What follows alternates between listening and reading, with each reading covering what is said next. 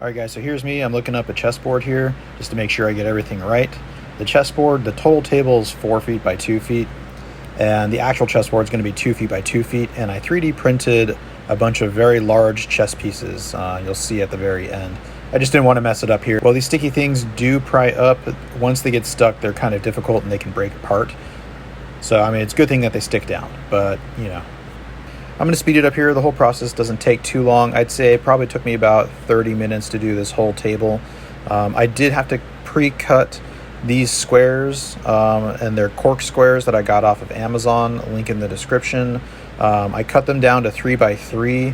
The only reason I didn't get 3 by 3 squares was because I found 4 by 4s were a lot cheaper, and so I just got the 4 by 4s in bulk and I cut them down. The actual cutting did take a little bit, maybe about 30 minutes or so to cut all the squares down. But you'll see the total table is going to be 2 feet by 2 feet, and then there's going to be a 1 foot section on both ends. There you can put leftover chess pieces, or you can put drinks and snacks in that area too. It's nice to have a little bit of a rest area when you're going to have a table this size. So here we go. We're going to speed it up from here. The great thing about this table is that the whole thing is going to be covered in cork. And outside of being a chess table, you can just use it as a regular table. It is a fold-up table, so it folds down to 2 by 2, and it makes it really easy and portable to go.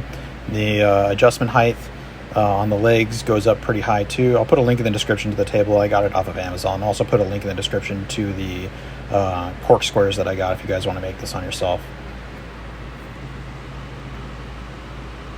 I know a video like this is kind of on the long side, so if you guys want to see what the finished board looks like with the chess pieces on it, go ahead and scroll to 2 minutes and 30 seconds.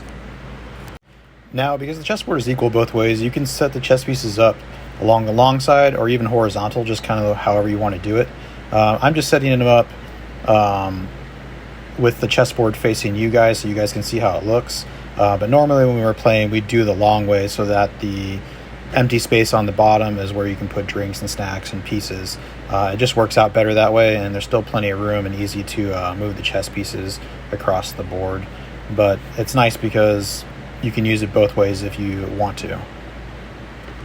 Well, thanks for watching, everybody.